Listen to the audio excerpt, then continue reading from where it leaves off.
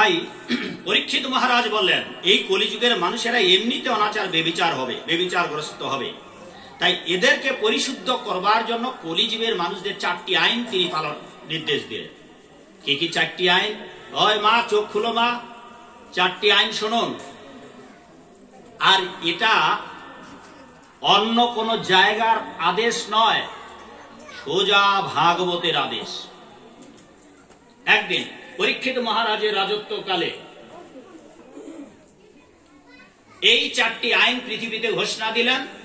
থাক, ঘোষণা দেওয়ার পর কলি আর থাকবার জায়গা পায় না। কলি এলেন পরীক্ষিত মহারাজের রাজসভায় মূর্তিমন্ত হয়ে, মানুষের রূপ ধরে এলেন মূর্তিমন্ত হয়ে কলি। পরীক্ষিত মহারাজের কাছে এসে কলি বললেন, হে রাজন, আপনার রাজ্যে ধর্মের অনুশাসন পরিচালিত হওয়ায় আমি তো কলি, আর এই যুগটা কলি, সুতরাং আমার রাজ্য, তো আপনি যেভাবে আইন প্রণয়ন করেছেন তাতে করে আপনার রাজ্যে এই কলিতে আমার থাকা মুশকিল। আমার এখন থাকবারে জায়গা নেই। আমি আপনার প্রজা, আর আমি কলির রাজ, আর আপনি রাজ চক্রবর্তী সম্রাট। আপনার তাতশ্রী যুধিষ্ঠির মহারাজ আপনাকে দায়িত্ব দিয়েছেন। এবার আপনি করুণাশীল, ভগবান কৃষ্ণ মাতৃ গর্ভে আপনাকে রক্ষা করেছিলেন। পরীক্ষিত মহারাজকে জানেন তো এই ঘটনা অনেক। অতএব আপনি একজন যথার্থ কৃষ্ণ ভক্ত, তাই ভক্ত তো করুণাময়, তাই কৃপা করে আপনি আমাকে থাকবার জায়গা দিন, যাতে করে আপনার এই রাজ্যে কলিতে আমি বসবাস করতে পারি। তাছাড়া এই রাজ্যটা তো আমার। কৃপা পরবশ হয়ে পরীক্ষিত মহারাজ কলিকে 4টি জায়গা দিলেন। কি কি 4টি জায়গা? বললেন, আমার এই পৃথিবীতে তোমার কোথাও জায়গা নেই, তবে যেহেতু তুমি আমার কাছে জায়গা বাসস্থানের প্রার্থী, তাই তোমাকে এই 4টি জায়গা আমি দিলাম। অনেকগুলো জায়গা দিয়েছেন, প্রথমে 4টি জায়গা দিয়েছেন। কি কি জায়গা দিয়েছেন বাবা শুনুন। ভাগবতের কথা শুনতে চাচ্ছেন তো? ভাগবতে এগুলা অনেকে বলে না, অনেক পাঠকেরা বলে না। কি করে বলবে? কারণ পরের বার যদি আপনারা তাকে দক্ষিণাটা বাড়িয়ে না দেন আর নিমন্ত্রণ না করেন, তাইলে যজমান চলবে না। আমাদের সেই চিন্তা নেই, আমাদের সেই ভয়ও নেই, কারণ আমরা গুরুগিরিও করি না।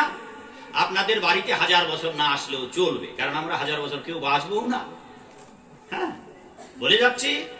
আর যে বললাম যে যা বলবো তা যদি পালন করতে পারেন, পৃথিবীতে আর যদি কোনোদিন দেখা না হয়, বৈকুণ্ঠেই দেখা হবে। 1 নম্বর, হে কলি, তুমি যারা নেশাচ্ছন্ন গ্রহণ করে নেশা, এইটা তোমার 1 নম্বর থাকবার যায়। ভেবে দেখুন কার কার ঘাড়ে কলি আছে ভাগবতের বিচারে, নিজেরা নির্বাচন করুন। এবার 4টা জায়গা দিচ্ছেন কলিকে পরীক্ষিত মহারাজ, যে এই প্রথম জায়গা তোমরা বাসস্থান, যেখানে নেশার আলোয়, যেখানে নেশার ধূম, যেখানে নেশার ধোঁয়া উঠবে, মদ্য আসব পান যাকে বলে, পানীয়, এই জায়গায় তোমার প্রথম বাসস্থান।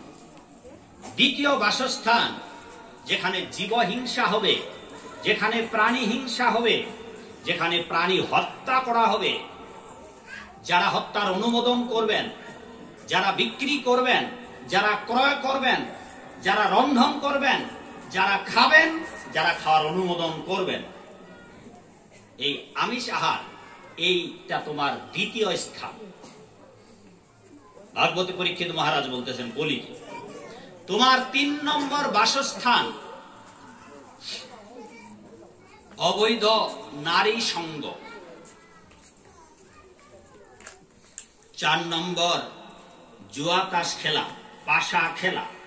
কারণ পরীক্ষিত মহারাজ জানতেন পাশা খেলায় হেরে তার তাতশ্রী পাণ্ডবেরা, যুধিষ্ঠির মহারাজ সহ সবাই বনবাসী হয়েছিলেন, রাজ্য হারিয়েছিলেন, দ্রৌপদীকেও পণ রেখেছিলেন। সেই জন্য পৃথিবী থেকে এই পাশা খেলা বন্ধ করে দিলেন।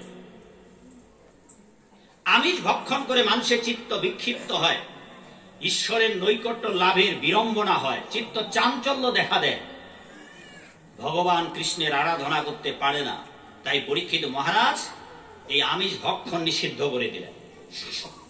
নেশা নেশা মানুষকে মাতাল করে দেবে। যেমন যারা বিড়ি সিগারেট খায় না বাবা, সেই সমস্ত ছেলে মেয়েদেরকে খাইতে বলুন তো, টালমাটার করে ঘুরে যাবে না মাথা। আপনারা খেতে খেতে অভ্যাস হয়েছে, তাই আপনারা খেতে পাচ্ছেন। বিদেশে যখন প্রভুপাদ গেলেন তখন দেখতেন যে সবাই মদ খাচ্ছে। একদিন প্রভুপাদ একজনকে জিজ্ঞাসা করলেন যে তোমরা কয় বোতল মদ খাও? বলে প্রভুপাদ 1 বোতল। বলে তাতে শান্তি পাও? বলে হ্যাঁ, মহা শান্তি, রাজার মতো সুখ। বলে আচ্ছা, তাহলে 1 বোতল খেলে যদি তুমি রাজার মতো সুখ পাও, তাহলে 2 বোতল খেলে সম্রাটের মতো সুখ পাবে, 3 বোতল খেলে আরো দেবতার মতো সুখ পাবে, 4 বোতল খেলে কি স্বর্গ সুখ পাবে। তা তোমরা খেতেই থাকো একটার পর একটা। ওই মদ্যপায়ী লোকেরা বললেন না প্রভুপাদ, হ্যাঁ বাবা, একটা সিগারেট খেলে যদি আনন্দ পাওয়া যায়, যে আনন্দ পাবেন 2টা খেলে তার ডবল হবে না? 3টা খেলে তারও আরো ডবল। একটা প্যাকেট যদি একসঙ্গে খেতে পারেন তাহলে কত ডবল হবে? খান তো বাবা। পারেন নাকি? কেন পারবেন না? ওখানে যে বিষ আছে, আপনি 1 প্যাকেট বিড়ি একসঙ্গে খেতে পারবেন না, 1 প্যাকেট সিগারেট একসঙ্গে খেতে পারবেন না। তার কারণটাই হচ্ছে ওটা আপনার বিষক্রিয়া করবে। ফলে বাঙালি মানুষ, পৃথিবীর অধিকাংশ মানুষ জেনে শুনে বিষ খাচ্ছে। কি হবে? আমাদের কথা কাজ হবে? ধূমপানে বিষ পান কথাটা শুনে যান, ওই বেটা তোমার বাপের টাকা দিয়ে খাই নাকি? এ তো কয়েক বছর আগে জরিমানা হচ্ছিল না 50 টাকা? মানুষ খাওয়া ছাড়ছে? সরকারি ভাবে আইন করা হলো, জরিমানা 50 টাকা এই পয়েন্ট গুলাতে যদি বিড়ি সিগারেট খান। মানুষ খেতে ছাড়ছে? ছাড়ে। তা বাবা, এগুলো কলির জায়গা। তাহলে 1 নম্বর নেশা, 2 নম্বর আমিষ, 3 নম্বর অবৈধ নারী সঙ্গ, 4 নম্বর জুয়া তাস খেলা। এখন জুয়া তাস খেলা প্রায় উঠে গেছে, এখন মোবাইলে আইসে। সেদিন শুনলাম মোবাইলে নাকি খেলা যায় গেম, তারপর কেসিও আর কি কি যেন বললো ছেলেরা। আইপিএল, এটা মানে বুঝবো না আমি। পরিণামটা কি হলো? এক এক সময় এক এক জায়গায় কলির বাসনা